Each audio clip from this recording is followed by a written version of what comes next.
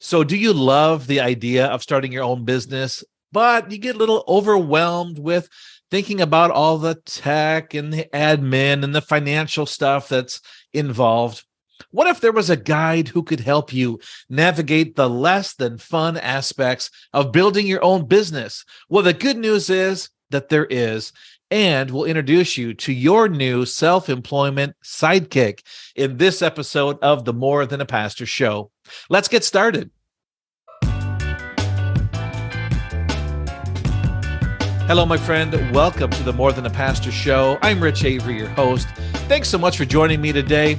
This is a show where we help pastors, missionaries, and other ministry leaders take your skills, experience, and ministry know-how and leverage them into sustainable income outside the church through a business or a side hustle that's right for you, so you can serve God and provide for your family no matter what. Man, creating multiple streams of income just sounds more and more like a good idea, doesn't it? I mean, right now in America, as I'm recording this in March of 2023, there's so much financial uncertainty with the crypto markets tanking not too long ago and recent bank failures. There's all that geopolitical instability in Ukraine and threats from China. There's inflation that's affecting every American family and every church. Average costs are going up like $500 per family, and that's an increase of $6,000 per year in prices. So that means that each American family, our income buys $6,000 less than it did a year or two ago. And I know that's impacted many churches as well, as fuel and utility and food costs have all been on the rise.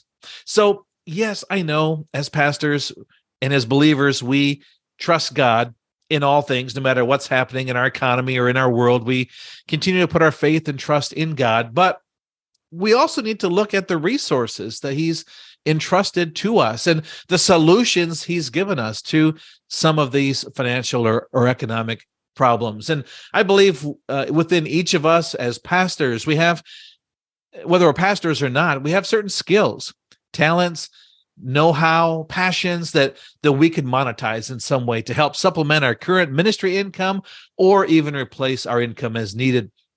So if you've been thinking about finding ways to grow your income or build financial security, I want you to know that you are in the right place. Again, thanks for joining me today. I'm glad that you're here.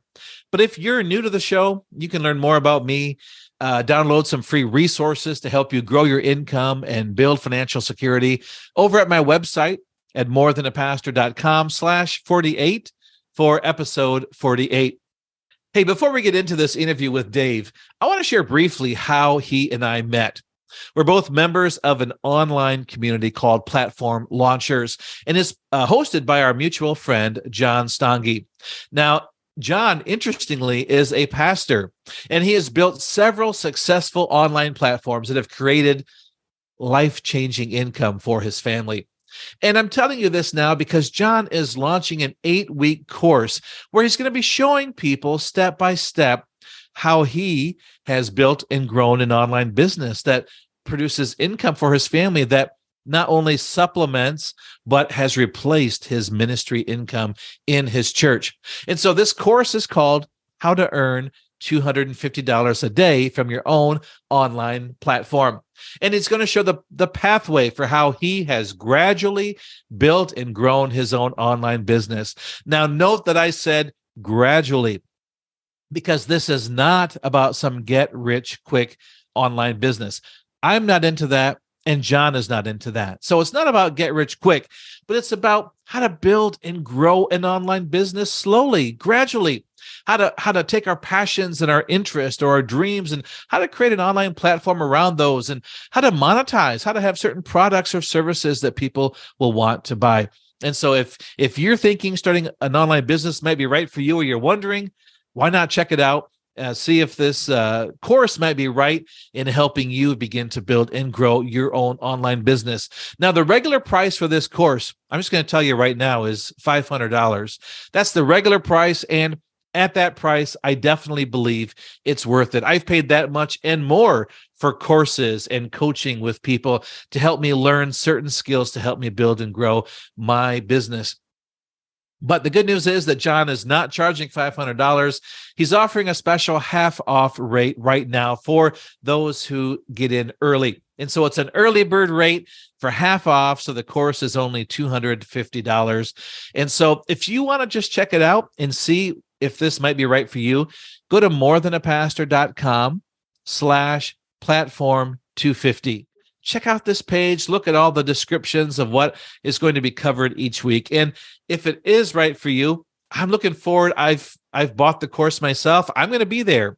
And I'm looking forward to getting to know you in the course as well, and us learning together how to build and grow our online businesses together. Well, now let's dive into our interview with David Steininger. Hey, David Steininger, welcome to the More Than a Pastor show. Hey, Rich, thanks for having me on. You bet. Hey, we're really glad to have you on the show today. And I've been blessed to get to know you through John Stonge's Platform Launchers community. I think we've both been members for a year or more there. And it's been great to get to know so many other entrepreneurs that are part of that community. And I've just been so blessed to be able to take this time to have you on the show today and for you to talk about your business, which is called the Self Employment Sidekick. I would love to know how you got into that and how did you pick the name? I mean, are you like the Robin to the entrepreneurial Batman? Tell me what role you play with Self Employment Sidekick. Sure. So are you familiar with Building a Story Brand by Donald Miller? Sure. One of the biggest paradigms that he presents there is you are not the hero, your customer is the hero. You are the guide. And so as I was developing this platform, which was actually kind of originally intended to support another business, and I'm still kind of working that out. But as I was trying to think of what do I name this, I wanted to make sure I was positioning myself as the guide and just being a help to somebody. And I also love alliteration. So as I've been starting my self-employment journey, it was just something that came to me and it fits. And I've been trying to just kind of play with that business hero motif. But Self-Employment Sidekick, that's my YouTube channel and blog. But my business is actually called Brerro, which is a partnership with a friend of mine. We offer business and marketing coaching. And as we were starting that, right at the beginning of the pandemic, everything shut down. And this was like right at the outset. This was kind of an interesting stage in everybody's life. I thought, let me roll camera and just kind of start capturing what's going on. Didn't really know what I was going to do with it. I thought it was maybe going to just be the chronicles of the rise and fall of, just another startup. But as I started getting letters in the mail, and whether it's legit or they were scammers, I was like, you know what, let me share some of this information as I'm learning some of these steps that somebody should expect if they're starting their own business too. Maybe it'll be helpful. And I think we're about 2 or 3 years into it now, and it's developed more into this resource, kind of like me pointing out potholes and speed bumps as I'm encountering them and giving other people a heads up. Are there certain obstacles that keep coming up over and over, or certain themes that you're seeing when like my market is helping pastors find ways to leverage their ministry skills into income outside the church through their own business or side hustle. So have you worked with pastors or other people that are just launching out in their own business? Are there common things that are tripping people up or issues that they have that you guys are really able to hone in on and really help people to overcome? I think the biggest obstacle is health insurance, hands down. That was one of the biggest obstacles for myself as I was about to transition into full-time self-employment and walk away from my full-time job. I was able to step back to 4 days a week. And I just camped out there for a while. If I was able to figure out the whole benefits and everything that I stood to lose by stepping down like an additional day where I would lose my benefits, that was nerve-wracking, especially as a husband and a father. I have 3 young kids, and just the prospect of losing access to healthcare. Obviously, health insurance costs are going to vary wildly based on your state, what's available, and what your specific health needs are. Mm-hmm. But there's options, whether it's on the exchange, whether you're just buying a low cost insurance plan privately, or all insurance alternatives like health share ministries. Yeah. And I've dug into them, and it's not simple, but it's doable, and it's affordable. It's a lot more affordable than what you would imagine, and it shouldn't be something that keeps you from pursuing an entrepreneurial endeavor if that is something that you really feel called to pursue. That's great. No, thank you for sharing that. That, to be honest, I didn't expect that would be one of the things that you would share, but it's definitely a big concern for people launching off on their own business.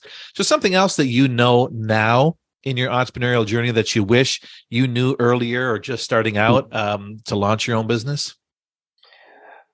I think another thing when it comes to starting your own business is the business side of business, the back office stuff. Yep. You might want to be a web designer and you are an expert at web design. You might want to be a house painter or a dog walker or whatever it is. And you are an expert in that thing, but then there's the paperwork and having to manage your finances and taxes and all of that stuff that goes along with it. I think that's another big holdup for people wanting to start their own business. It's a lot easier to show up at the office and then get a paycheck and a W-2 when it's on you and you are the office administrator and the bookkeeper. And there's services that you can, purchase and you can hire out these tasks too. But when you're starting out, it can definitely be intimidating. And if you're so intimidated by it that you want to shop out these costs right away and just not deal with it, then that can be a pretty big lift, a pretty big expense to incur before you're making money yourself. So that's another kind of like, okay, how do I actually go into this and manage doing business and handling money and all of that stuff? It's definitely another friction point. Okay. And is that something that you and your company deal with and help people overcome, or do you help them to figure out, okay, who in your community can help you with that kind of a thing? I am not a bookkeeper or accountant or tax expert, but there are, I think, pretty universal money management principles that anybody can learn and anybody can apply to their business situation. Profit first, for example. That's, if you haven't read that, book recommendation, homework right now, pick up Profit First by Mike Michalowicz. It's just a great cash management system. And that's the sort of stuff that I love talking about on my YouTube channel. In fact, the month of March, I'm doing like a Money Madness March, or March Madness money, something about madness and money. In the month of March, I have a content series focused on money. And Rich, actually, you're going to be featured there. We had a great conversation about other ways to make money and supplement your income. I'm talking to people about how to build financial processes, how to manage your money, how to save your money. And then there's other resources on my channel about Profit First. I I'm going to do a review on my business bank account. So that's another thing, setting up a separate business bank account to really start taking yourself seriously as a business. That there's a whole mindset thing we could talk about, but also just to protect yourself and make sure that you're not intermingling your business and personal income. You definitely want to set up a separate business bank account, stuff like that. I could talk all day and night about. But then the other kind of finer details, like should you be an S corp, or handling your taxes, and different strokes for different folks. And I am not qualified to like give you specific financial advice, but I have friends who are, so I gladly point other people in the right direction. But I tried managing my own books for a while when I just started freelancing, and I like it to an extent, but it can get a little hairy. But there are some simple things that anybody can do, and everybody should do. Everybody should have some level of ownership of their finances and understand their process and how it works. So I talk about that stuff, but save the details for the experts. That's awesome. Yeah, that's a great point about I think if we've been at least like a lead pastor or solo pastor role, we have some awareness of the budget. We may not be managing it ourselves, but we have an awareness of how it works and the key points of it. And so you're saying same principle goes in business. We don't have to like keep the books ourselves, but to know the basics of how is money to be managed in a business. And then when we need help, there's experts out there that can help us get things set up the right way and make sure we're keeping ourselves that we're wise and keeping ourselves safe from a tax perspective and legal perspective and all that. Yeah. If you're just starting out and you are getting a little side income, nothing is more heartbreaking than when you do your taxes and maybe you're on TurboTax or something, and you plugged in your W-2 income, and then you're like, oh, I'm getting a nice little return. I know it's different for pastors. You guys, bless your hearts. I don't know, like all the ins and outs of full-time ministry. I know there's a lot of different tax things there that you have to navigate. But I remember just like plugging in my W-2 income, and it's like, oh, I'm going to get a bunch of money out. And it's like, now you're 1099s. Wait a minute, I didn't withhold any of this stuff. And then you see that little refund number go down. And sometimes you actually end up owing money. And it's like, ooh, I need to prepare better next year. Those were lessons learned the hard way earlier on in my freelance career.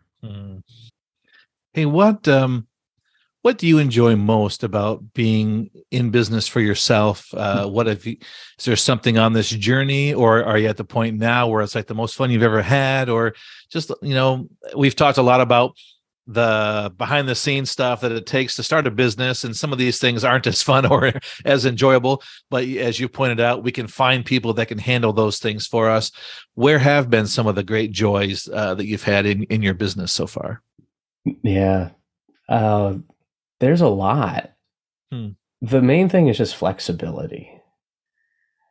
Just having time with my family that I would not have. I actually did the math. When I was wrapping up my MBA, I was like just burnt out, sleep deprived. I was like, I need to make this work for my family. This needs to pay off. I need to get a better job. And so I started looking around and applying to jobs, and just about all, like where I live, all of the jobs were down in the city, up north in another city, or out in this. They're all like an hour away, and I'm right in the middle of this triangle. And the commute would be, I'd be on the road at least an hour and a half to 2 hours every day in the car. You add that up, that is a month out of the year that I'm not with my family. I'm just in a car wishing I was not in a car. Maybe I get to listen to some great podcasts, like More Than a Pastor, but as great as that might be, it's not worth missing out on meal times. I would probably have to wake up and leave before my kids would be up, Hmm. and I'd get back probably as they're like scraping the dishes into the trash can. I would miss out on so much life. I'm like, you know what? I'm not going to do that. Hmm. I'm going to hang out, and I kept working where I was, which is right down the road, for a little bit, and I just kept growing my side gig. And by God's grace and provision, uh, He brought connections into my life that allowed me to uh, grow this and to Hmm. walk away from my full time job. And I'm just so thankful. Like, I know this is a huge blessing and a huge privilege. I don't know what it would have taken to do it just like on my own power. I couldn't have. Sure. I'm kind of shifting this conversation a little bit elsewhere, but like the flexibility that I have now, the extra time that I have with my family, it's such a gift. And I'm really trying not to take for granted. But Hmm. What about when you were in the middle of the struggle, like you had your day job and you were beginning to build this business? So you talk now about the freedom and flexibility that you have, but what was it like when you were wearing both hats and trying to, build something that you could scale up at some point, like you have now? Because I think a lot of pastors are going to be in that spot for a while. We still have our regular ministry in the church, but we're seeing the future. We know we need to create something on the side, leverage our skills through our own business so that if we need to scale it up, we can, to provide more for our family. So were there any key learnings in that point, or things that helped you to manage the tension between, now maybe I don't have as much free time as I hope to have for the future because I'm trying to build two things at once? I'm glad you called that out. It was definitely stretching. What does Bilbo Baggins say? Feel like butter scraped across too much bread. You get back from work, dive into dinner time, playing with the kids. You do that whole routine, put them down for bed, and then you start a second job, essentially, is what it felt like. And you put in, 2 or 3 hours and stay up way too late, don't get enough sleep. And you do it all over again the next day. It's definitely stretching. But when you're doing something you enjoy, that definitely helps drive you through it. And if you know that you're building something, you're not just, that's another thing. If you have a vision to take your business somewhere, Hmm. whether your intention is to leave your full-time job or to grow it to the point where you get enough momentum and things begin to take care of themselves, you build systems. If you have a point in mind that you can get to, that's very important Hmm. and very motivating to help you get through some of those stretchy, crunchy times. Yeah.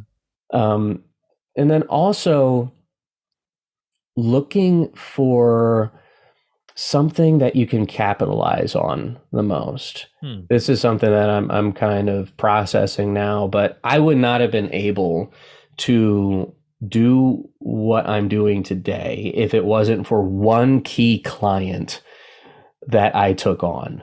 Oh. That even to this day is one of my main kind of breadwinners. Okay. Yep. As I'm continuing to grow everything else, but that was definitely like a big tent pole in all of this that I'm Hmm. doing.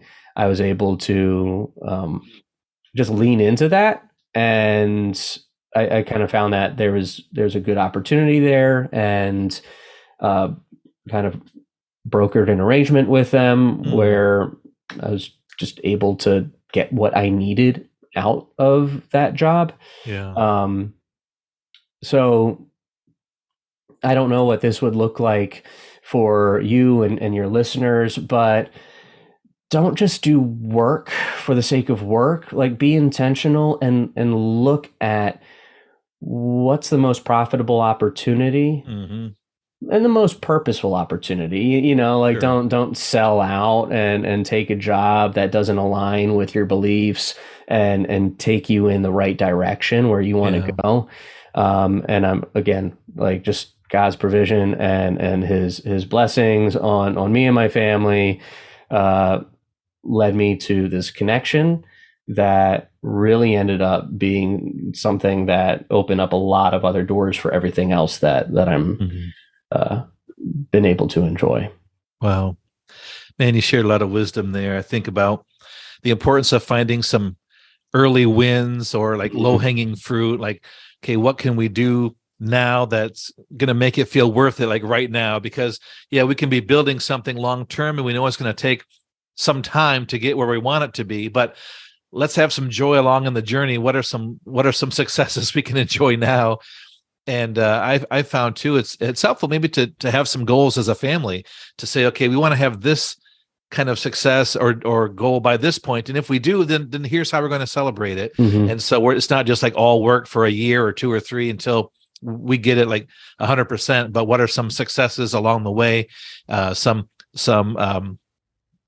um, uh, landmarks that we want to hit, that can help us, where we can celebrate and say we're making progress and we're doing it together as a family, and not just this is dad's thing or this is mom's Mhm. thing, but we're enjoying the success together. I'm really glad that you mentioned family because, yeah, if you are married, you need to make sure that you are in the same boat Mm, if you're doing anything like this. Just on the comfort and provision aspect.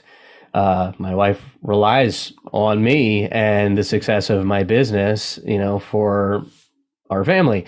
And I am very glad that I have a supportive and a wife who believes in me, who challenges me. But then also, yeah, you need to also make sure that as you are endeavoring and you're digging in and you're growing this thing, that you don't lose sight of your family and you yeah. don't forget to communicate and check in and make sure that you're, because we talked about that stretch too thin crunchy time.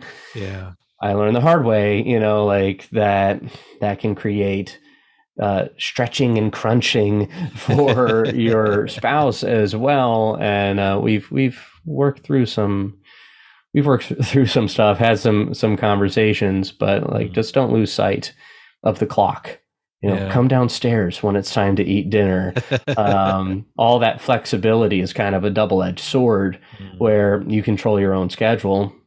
Okay, nobody else is going to blow the whistle and tell you to leave. You have to be disciplined to make sure you're getting the work done, but also that you're stopping the work when you sure. need to shift gears and make sure that you're investing in your family. Mm, that's a good word. Anything that you would say to pastors, just starting out, maybe starting to feel the tension of, okay, I think I need to be doing something to provide more for my family. Maybe they're feeling some financial tension right now, or maybe they're looking ahead and seeing that their church may struggle to make ends meet through tithes and offerings. Maybe they need to be looking at creating income outside the church. So, do you have any thoughts or ideas or a word you'd want to share to pastors that maybe are thinking, maybe I need to begin a side hustle or business? Any guidance you might have for them? I don't know if it's for me to tell pastors that they should pray. I'm assuming, but I don't want to assume. But I know myself, anytime you are kind of staring at a complicated, anxiety-inducing prospect, sometimes you forget the simple things. Hmm, But just definitely pray about it and just seek out godly counsel. Talk to your husband or wife, and also find a good friend or somebody who is doing something similar to what you are interested in doing too. Rich, we've talked before. I know there. It sounds like there's a taboo in the church for pastors to even entertain the idea of doing something other than full-time vocational ministry. I think that's softening now. Mm-hmm. But don't do this in secret. Don't try to build your business, without anybody else finding out. Like, do it in the open and find other people that you click with and that kind of get you excited and you can bounce ideas off of. Sure. I have a friend who's a pastor who is very entrepreneurial, and anytime we hang out, he's always like, this is really nice because there just aren't other people in my circle that I get to have these conversations with. Yeah. And yeah, just how inspiring and encouraging that is to be able to speak the same language as somebody, and instead of just kind of sharing your ideas and watching somebody else's eyes glaze over, definitely, find a supportive community and of people who can just give you ideas and give you a space where you can talk out your own ideas and shape that together. Yeah. Well, hey, that's what the More Than a Pastor community is all about. So you already found it. Thanks, if you're listening to this podcast, then perfect. Thanks for mentioning there you that. go. Subscribe to More Than a Pastor. Oh, that's awesome. Yeah, I found a lot of pastors don't know who's a safe person they can talk with about some of their dreams or visions or hopes. Maybe they can't feel like anyone in their church can understand, or maybe their chairman or whatever, in leadership above them, maybe won't get it, but who they can talk to first to begin to feel things out. So I want to be that person for people. And I've launched More Than a Pastor for that. And we've got a Facebook group. People can find that at morethanapastor.com/Facebook. And it's great that we can be there to help and encourage each other and speak the same language and build and grow our businesses and our income together. So yeah, that was a nice segue. Thank you very much. No, that's really great that you started this and identified that need and are providing this resource for pastors who are going on the same journey as yourself. That's great. Awesome. Well, David, it's been awesome to have you on the show today. Is there anything you'd like to add here at the end, or and can you also let us know if we want to follow up and get to know you more, find you online, maybe tap into some of your resources? How can we get a hold of you? Thank you for having me, Rich. This is great talking with you. If anybody wants to learn more about what I'm doing, they can check out selfemploymentsidekick.com or find me on YouTube. If you want to learn about my business and marketing company, you can check out Brerro.com. That's BRERRO.com. We do marketing strategy, web design, a whole smattering of things. I work with a guy named Brian. He's awesome. He's like the opposite of me. So if you don't like anything that I said today and you just don't like my personality, there's another guy who you'll love. Well, I hope you enjoyed this interview with David Steininger. Wasn't Dave great? I'm really glad that he was able to join us on the show today.